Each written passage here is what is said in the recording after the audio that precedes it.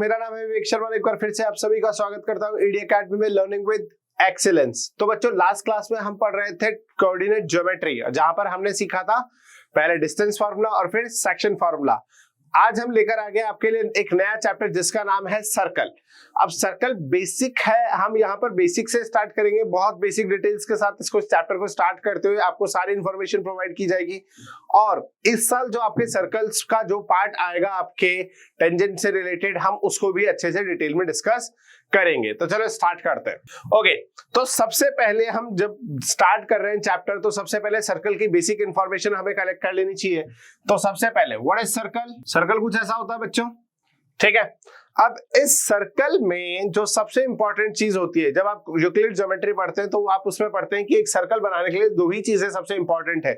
एक उसका सेंटर, ठीक है, जहां पर आप कंपास को रखेंगे ताकि आप एक पेरिफेरल या यूं कह लीजिए सरकमफेरेंस खींच सकें, और दूसरा वो रेडियस जिसका सर्कल आपको बनाना है ना। तो किसी भी सर्कल को बनाने के लिए ये दो इंपॉर्टेंट पॉइंट्स होते हैं। एक उसका सेंटर, इसको हम क्या बोलते हैं? सेंटर।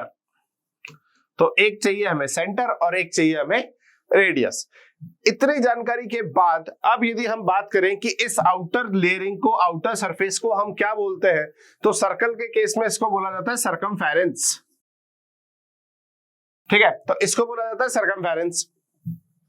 अब सरकमफेरेंस के बाद यदि हम बात करें एक और चीज की, ये देखिए ये हमारा सर्कल है, ठीक है।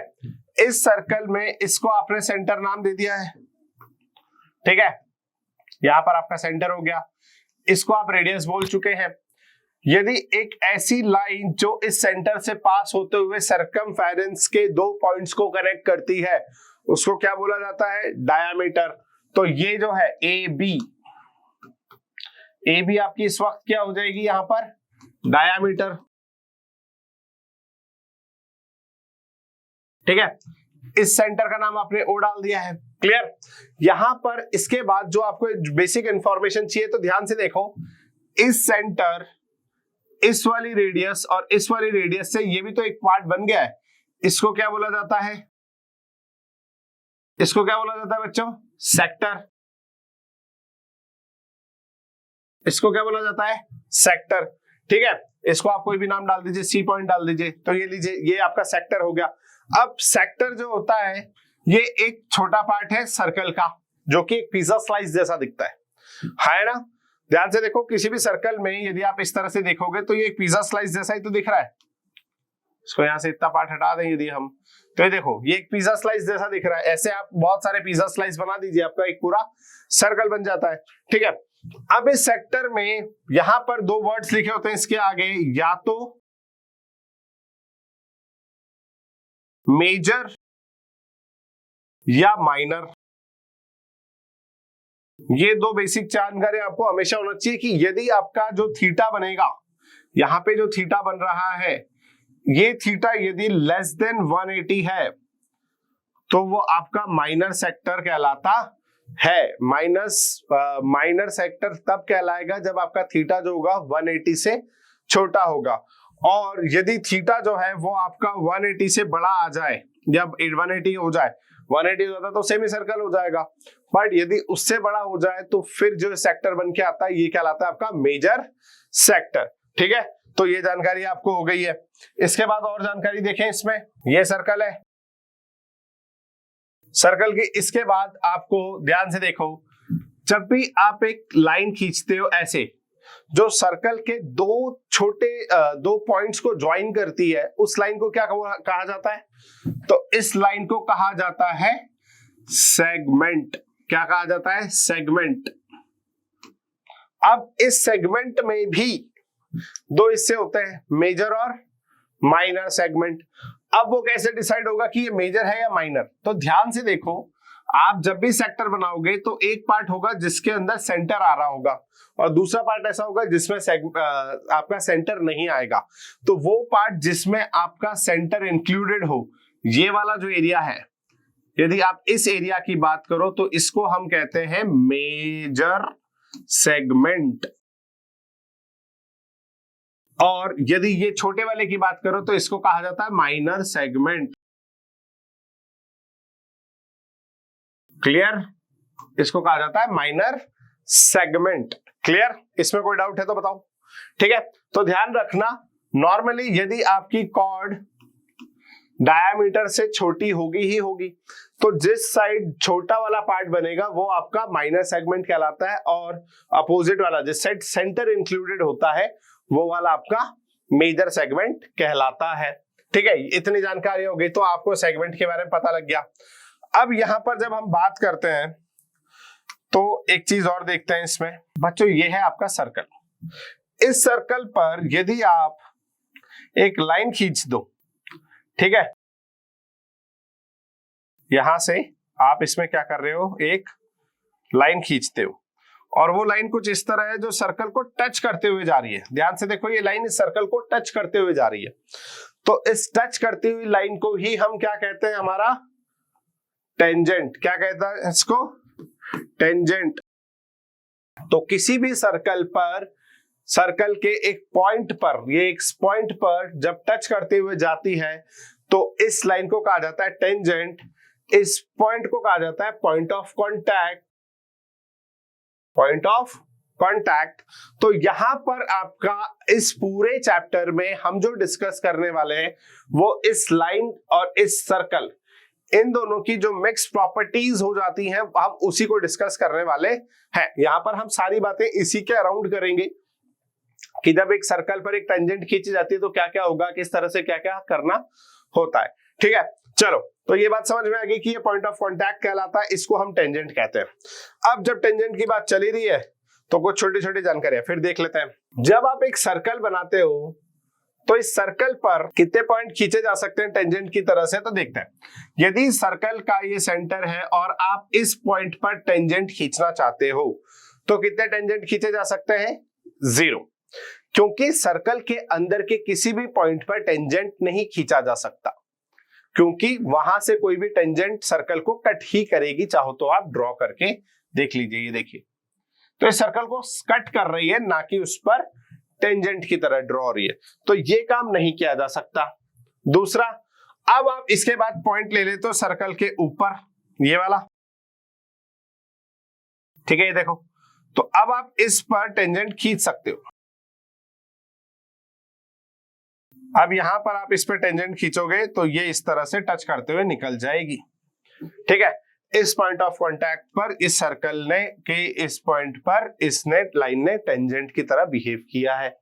तो सर्कल के एक्सटर्नल पॉइंट पर, या आप इसको बात कीजिए तो सरकमफेरेंस पर यदि कोई पॉइंट है तो वो एक्चुअली वहां पर किस तरह से बिहेव करता है, एक सिंगल टेंजेंट खींचवाता है उस पर्टिकुलर पॉइंट पर।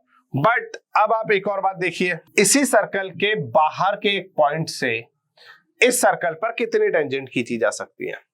तो यदि मैं रफ आइडिया भी आपको दूं तो आप ध्यान से देखो, यहां से इस पे लगभग 2 टेंजेंट्स खींची जा सकती है, हाँ या ना।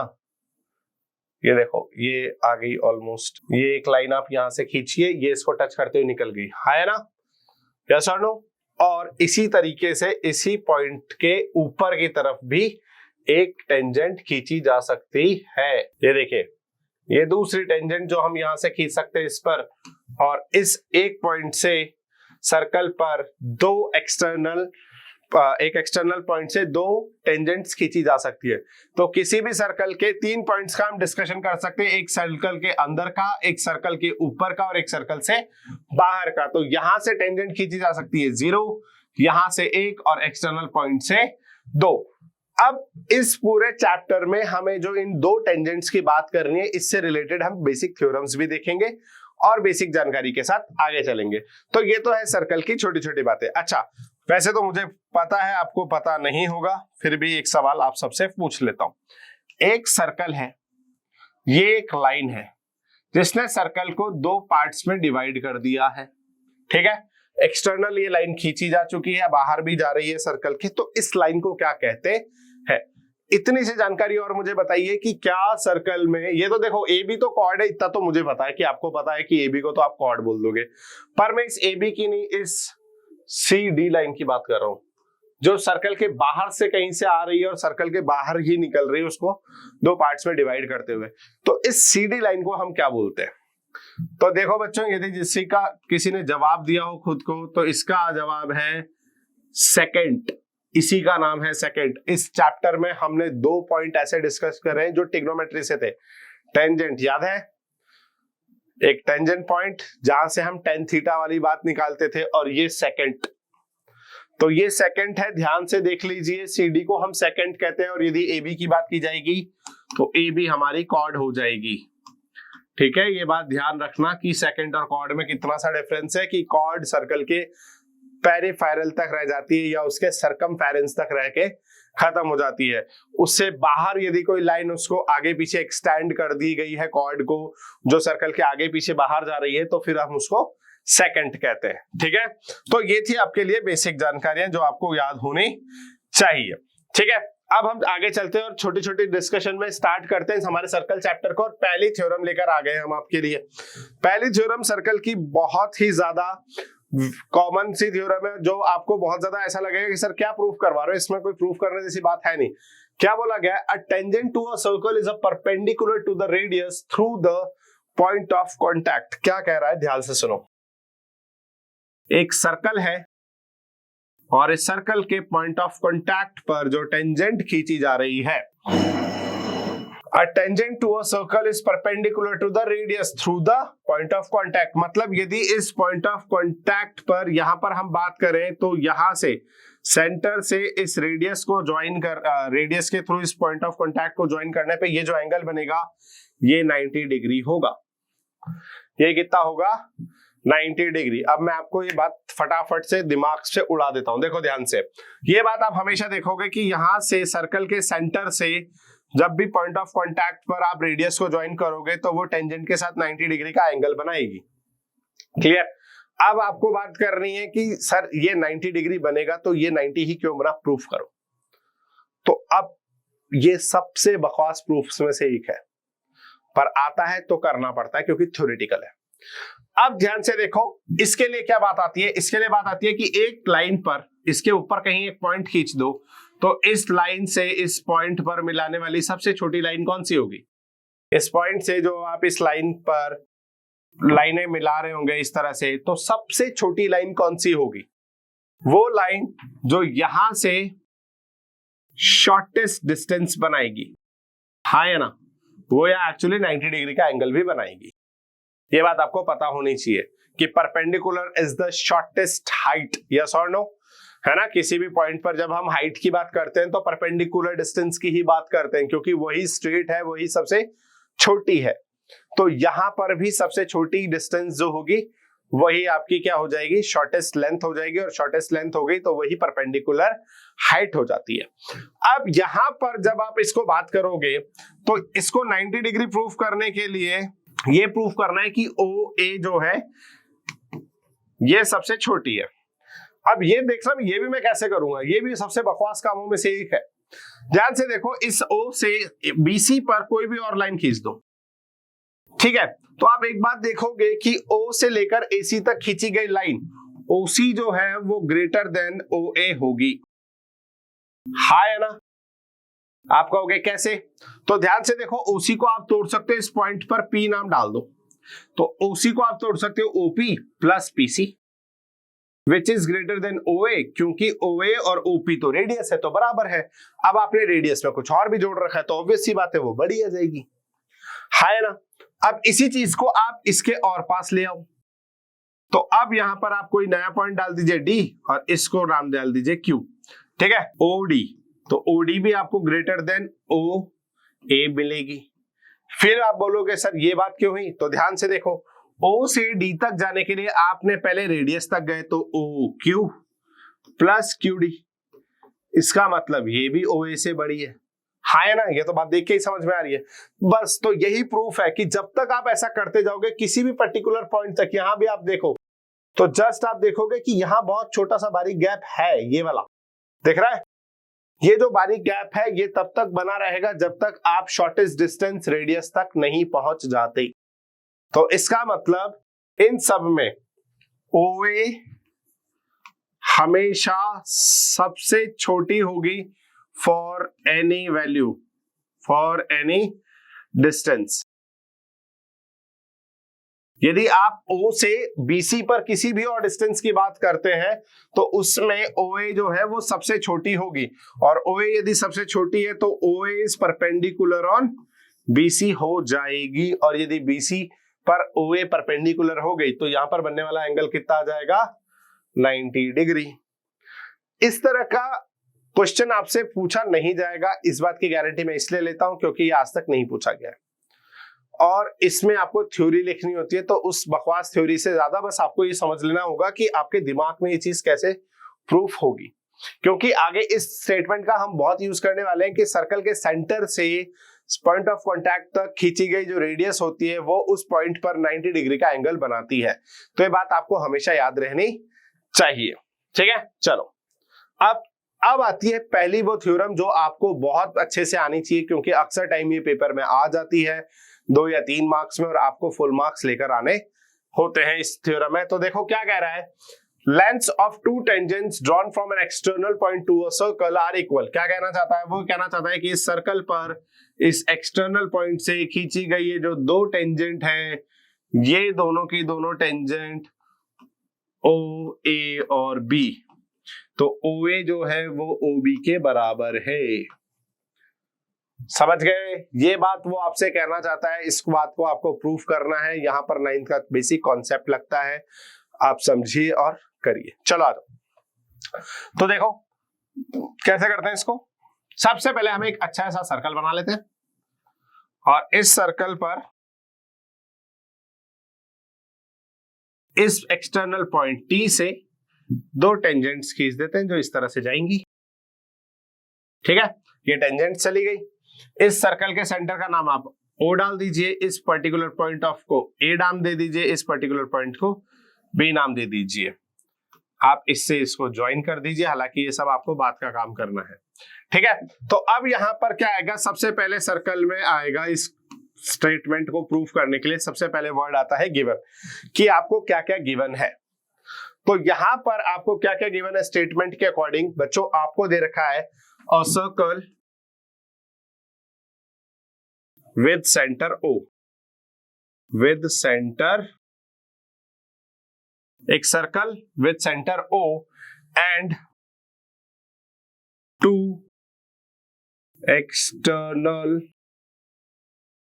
Tangents TA and TB are drawn। ये दो आपको आपने दो ड्रॉन कर दी हैं, आपकी 2 external tangents TA and TB। इतना काम आप कर चुके हैं, इतना काम आप कर चुके हैं। अब इसके बाद आता है इसमें टू प्रूफ का स्टेटमेंट। टू प्रूव मतलब आपको क्या प्रूफ करना है, आपको प्रूफ करना है कि ये जो एक्सटर्नल टेंजेंट्स आपने खींची हैं टी एंड टी बी, ये दोनों बराबर है, ये आपको प्रूफ करना होता है। क्लियर। चलो इसके बाद हम देखते हैं कि क्या कर सकते हैं इसमें। तो इसके बाद यहां पर तीसरा पॉइंट आता है कंस्ट्रक्शन। और कंस्ट्रक्शन आपने क्या करा था बेटा, आपने करा था joint T2O, O2A and O2B, join T2O, join O2A, join O2B। इतना कर दिया आपने, अपने इन सबको ज्वाइन कर दिया। अब ध्यान से देखो करना क्या है। यहां पर पहला ट्राइंगल ये है TAO और TOB, ये दूसरा ट्राइंगल हो गया। आपको इन दोनों ट्राइंगल्स को करना है कॉन्ग्रेंट। आपका जो काम है वो क्या है, इन दोनों सारे ट्राइंगल्स को क्या करना है, कॉन्ग्रेंट करना है। जैसे आप इन ट्राइंगल्स को कॉन्ग्रेंट करेंगे आपका काम हो जाएगा। तो देखो in triangle TOA and TOB। अब आता है प्रूफ का बात। तो प्रूफ करने जाएंगे हम in triangle TOA and TOB, दोनों ट्राइंगल्स की हम बात कर लेते हैं। तो ध्यान से देखो, सबसे पहले एंगल A जो है वो एंगल B के बराबर होगा, 90 डिग्री होगा। और इसका रीजन आपको पता होना चाहिए कि जो भी आपने ये TA और ये जो एंगल है ये 90 डिग्री होगा, क्योंकि ये रेडियस है और ये टेंजेंट के उस पॉइंट ऑफ कांटेक्ट पर 90 डिग्री का एंगल बनाते हैं। तो आपका एंगल A और एंगल B कितना हो जाएगा, 90 डिग्री। यहां पर आपको स्टेटमेंट में वही बात लिखनी है। दूसरा आपका OA जो है वो OB के बराबर होगा। देख लो, OA और OB बराबर होगा, क्योंकि ये क्या है, रेडियस है, हाँ है ना, रेडियस है, तो ये भी बराबर हो जाएगी। इसके बाद एक चीज और है जो कि है TO बराबर TO होगा। TO बराबर TO क्यों, कॉमन नाम बोलते हैं इसको नॉर्मली। और अब आप ध्यान से देखो आपने क्या क्या बोला है। आपने बोला है कि ये वाली लाइन तो दोनों में कॉमन है, ये दोनों में बराबर आ गई है और ये 90 डिग्री है। तो जब भी 90 डिग्री हमें ट्राइंगल में दिखता है, साथ ही साथ 90 के सामने वाली साइड भी बराबर होती है, तो इसका मतलब हमें कॉन्ग्रुएंसी का कौन सा रूल यूज करना होता है बच्चों, RHS। कौन सा रूल यूज करना होता है, RHS। So using RHS rule, so using RHS rule of congruency.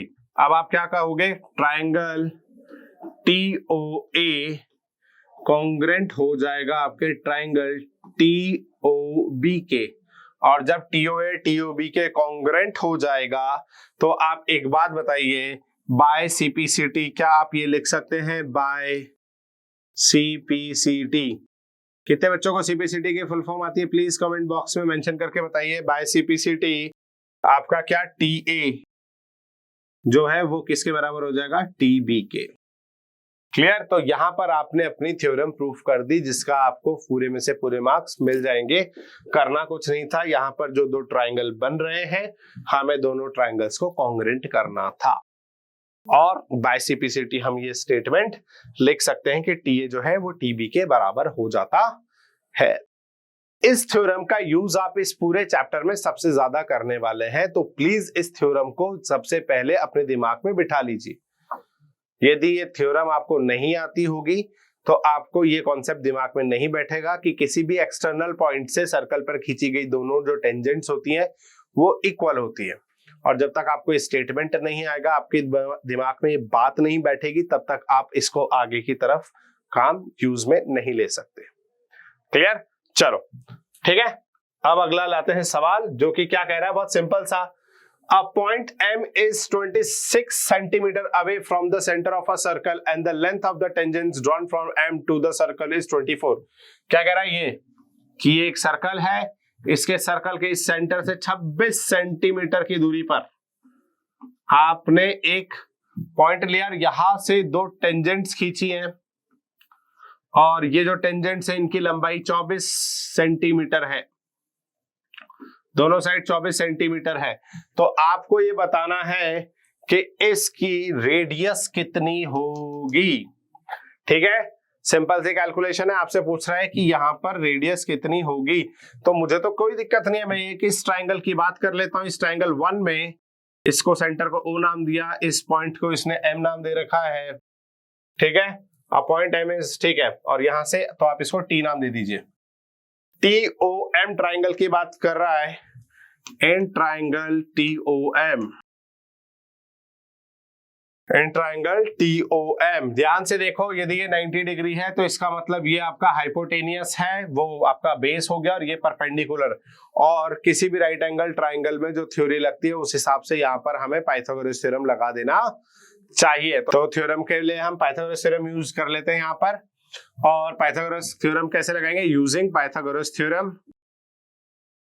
Pythagoras theorem का हम जब यूज करेंगे तो हम देखेंगे कि आपका OM का square is equals to OT square plus TM square. ठीक है, जिसकी वैल्यू आपको पता है, इसकी 26 है, इज इक्वल्स टू OT आपको पता करना है, और TM की वैल्यू 24। 676 इसका स्क्वायर हो जाता है, OT यही रह जाएगा, प्लस इसका 24 का स्क्वायर कितना हो जाता है बच्चों, 576। तो एक्चुअली OT स्क्वायर की जो वैल्यू है वो कितनी आ जाएगी, 100।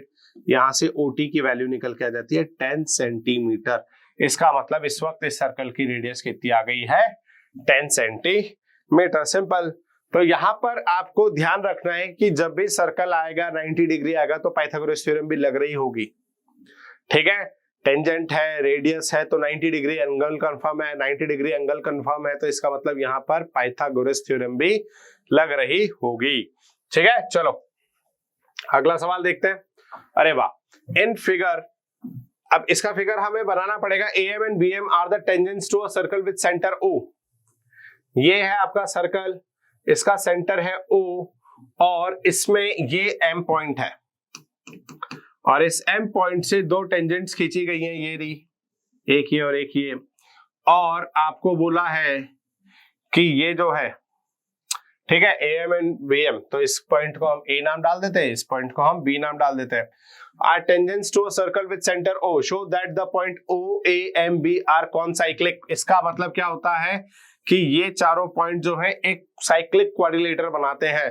तो यहां पर आपको ये याद होना चाहिए कि 90 डिग्री वाले इस शेप में आपको क्या प्रूफ करना है कि ये पूरी जो शेप बन गई है, इसका एक एंगल 90 हो, ये नहीं पूछ रहा है। वो ये कह रहा है कि यहां पर ये जो शेप बनी है ये एक साइक्लिक क्वाड्रिलेटर है। अब साइक्लिक क्वाड्रिलेटर की प्रॉपर्टी यदि बच्चों को नहीं पता होगी तो वे इस सवाल को नहीं कर सकते। साइक्लिक क्वाड्रिलेटर की एक छोटी सी प्रॉपर्टी होती है कि साइक्लिक क्वाड्रिलेटर के जो दो अपोजिट एंगल्स होते हैं उनका सम 180 डिग्री होता है। साइक्लिक क्वाड्रिलेटर के दो अपोजिट एंगल्स का सम 180 होता है। इस तरह से वहां पर दो 180 के पेयर्स बन जाते हैं।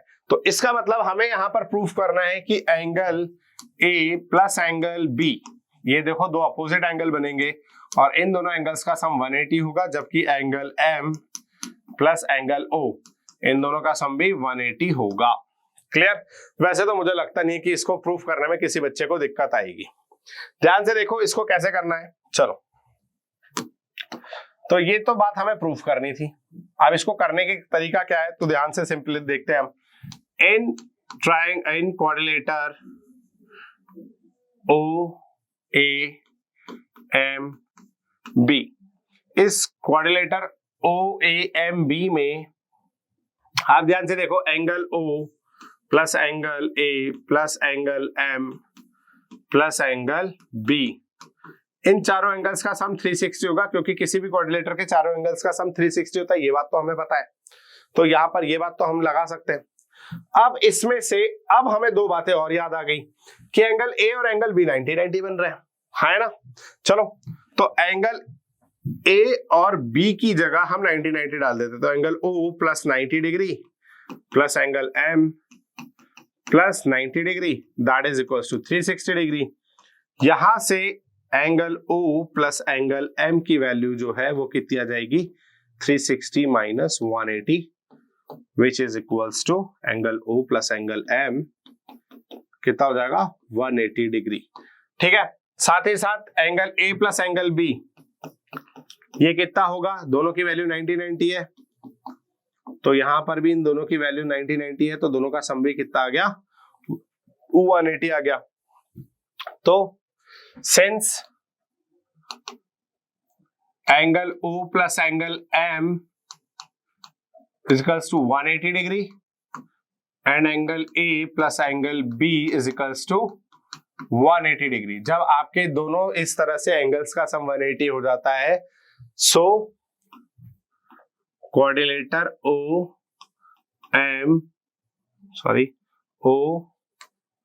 OAMB is a cyclic quadrilater। ठीक है, ये बात प्रूफ हो जाती है।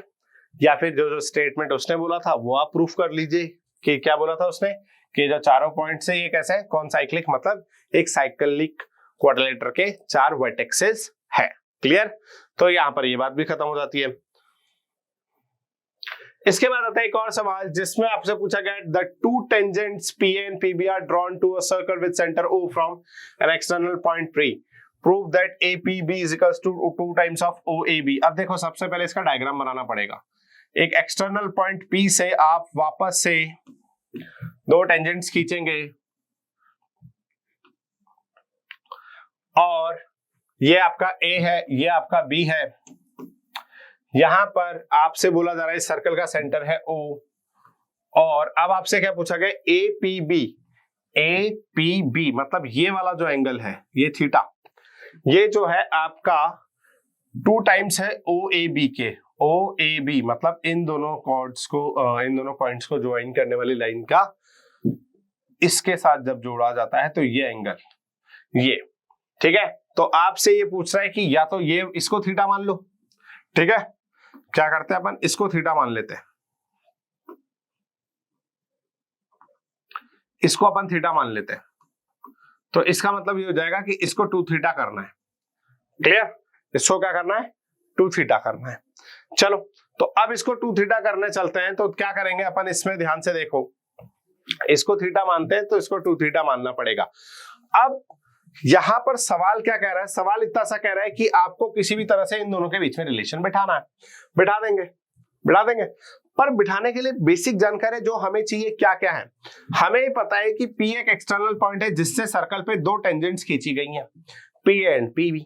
तो इसका मतलब एक्सटर्नल पॉइंट से जब 2 टेंजेंट एक साथ खींची जाएंगी तो दोनों इक्वल होंगी। इसका मतलब PA और PB बराबर है, और उसने AB को भी ज्वाइन कर दिया है, तो इसका मतलब इस PAB से उसने एक ट्रायंगल बना दिया है, और इस ट्रायंगल की 2 आर्म्स बराबर है। इसका मतलब ये एक आइसोसेलेस ट्रायंगल है ना। तो यदि ये 2 ट्रायंगल्स की, इस ट्रायंगल की 2 साइड्स बराबर है तो ये एक आइसोसेलेस ट्रायंगल है। अब हम क्या कर सकते हैं, अब हम करेंगे इसमें कुछ साटे पाटे, मतलब इसमें करेंगे अब हम कुछ जोड़ तोड़। कैसे जोड़ तोड़ कर सकते हैं बच्चों, ध्यान से देखो, हमें रिलेशन समझ में आ गया कि हमें प्रूफ क्या करना है, ठीक है। अब हम इसको स्टार्ट करते हैं सवाल को। चलो, तो इस सवाल को देखो कैसे करेंगे। सर्कल लेंगे हम, सर्कल ये वाला, और इस सर्कल के इस एक्सटर्नल पॉइंट से हम खींचेंगे 2 टेंजेंट्स, ये देखिए, और इसका ये सेंटर O आ गया है। इन दोनों को ज्वाइन करने वाली लाइन तो ये हो गई, ये O हो गया। ये हमारा A पॉइंट है, ये हमारा B पॉइंट है, और ये हमारा P पॉइंट है, ठीक है। अब जितनी जानकारी हमने कलेक्ट करनी थी कर ली। अब हम इसको प्रूफ कैसे करेंगे, तो ध्यान से देखो, इन ट्रायंगल PAB, इस PAB ट्रायंगल में since AP is equals to BP ये होगा, सो triangle APB is an isosceles triangle। यदि ऐसा होगा तो आपके ये दोनों एंगल बराबर होंगे, ये वाला और ये वाला एंगल बराबर हो जाएगा। यदि किसी ट्रायंगल की 2 साइड्स बराबर है तो उसके कॉरस्पॉन्डिंग दोनों एंगल्स भी बराबर होते हैं, तो ये दोनों एंगल्स भी बराबर होंगे। तो मैं इस एंगल की वैल्यू लिख लेता हूं, कुछ भी जो मेरी इच्छा हो, थीटा, ठीक है। तो मैं इस थीटा को निकालता हूं, थीटा माने इसको, चलो, तो इसको थीटा मान लिया अपन ने, ओके। तो यहां पर अपन देखते हैं कि angle P plus angle PAB plus angle PBA, इन सबका सम 180 होगा, क्योंकि ट्रायंगल के तीनों एंगल्स का सम 180 होता है। आपने PAB को थीटा मान लिया है, तो एंगल P की वैल्यू क्या निकल के आ जाएगी, ध्यान से देखो, 180 माइनस 2 थीटा, है ना।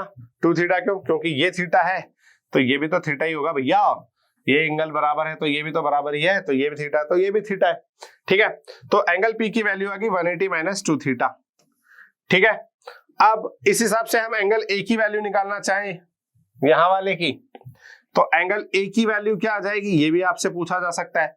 तो ये क्या आएगा बच्चों, ये तो एक तरीका हो गया। इसके अलावा यदि मैं आपसे एंगल A निकलवा लूं तो A की वैल्यू क्या आएगी, इस इक्वेशन से ध्यान से देखो, यहां से डायरेक्ट, तो एंगल A वाले की वैल्यू क्या आएगी, 180 माइनस एंगल P, क्योंकि ये तो यही है, एंगल P उठ के आपका उधर चला जाएगा, तो ये हो जाएगा 180 माइनस एंगल P, और क्योंकि ये दोनों एंगल बराबर है इसलिए इसको डिवाइड कर दो आप 2 से, तो एंगल A की वैल्यू निकलकर आ जाएगी, जिसको आप थीटा भी नाम दे सकते हो, ठीक है। इसको आपने इक्वेशन नंबर 2 नाम दे दिया। हमारे काम का यही इक्वेशन है, ठीक है, हमारे काम की यही इक्वेशन है। क्यों, क्योंकि हम एंगल A को रिलेट करेंगे बच्चों। यहां पर ध्यान से देखो कि ये पूरा एंगल 90 डिग्री है, हाँ या ना, तभी तो इधर का ये वाला एंगल इधर वाले एंगल की मदद से इस वाले एंगल से रिलेट हो जाएगा। कैसे होता है ध्यान से देखो, ये डायग्राम, ये आपका पॉइंट, यहां से आपने इसको इस तरह से करा है, ये आ गया, ये आ गया, ये देखो ध्यान से। अब आप एक बात देखना बहुत ध्यान से, तो आपको बात समझ में आएगी कि मैं क्या कह रहा था आपसे। यहां पर आपने इस P को निकाला, फिर आपने ये वाला एंगल निकाला। अब आप इस एंगल की मदद से ध्यान से देखो, यहां पर ये 90 डिग्री बन रहा होगा, हाई है ना, ये वाला जो एंगल है ना, ये वाला एंगल, ये वाला एंगल, ये 90 डिग्री बना रहा होगा। 90 डिग्री क्यों बन रहा होगा? क्योंकि ये सेंटर है, ये रेडियस है, ये टेंजेंट है, तो रेडियस और टेंजेंट का जो कॉम्बिनेशन होता है वो क्या बनाता है? 90 डिग्री। तो इसका मतलब यहां पर जो आपने नाम डाल रखे हैं P, A, O और B, इस हिसाब से आप लिख सकते हो at point A, at point A। Point A पर जब आप देखोगे तो आपको क्या दिखेगा कि angle A is equals to 90 degree, और एंगल A को आप तोड़ सकते हो angle PAB plus angle BAO, और इसकी टोटल वैल्यू 90 आ जाएगी। अब PAB की वैल्यू आपने यहां से निकाल ली है, देखो ध्यान से। एंगल PAB या एंगल A की बात करें तो एंगल 180 माइनस P अपॉन 2, तो इस पर आप क्या लिख सकते हो? एंगल PAB की वैल्यू कितनी हो जाएगी? 180 minus angle P upon 2 plus angle BAO,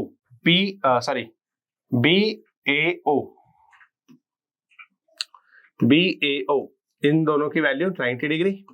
अब इसको सिंप्लीफाई कर दीजिए, इस 2 को दोनों से डिवाइड कर दीजिए, तो 90 minus angle P upon 2 plus angle PAO को आप OAB भी लिख सकते हैं, इसमें कोई दिक्कत नहीं है। इस 90 डिग्री से ये 90 डिग्री कैंसिल आउट हो जाएगा, क्लियर? और इसको यहीं छोड़ दें तो एंगल OAB जो है ये बराबर हो जाएगा एंगल P बाई 2 के।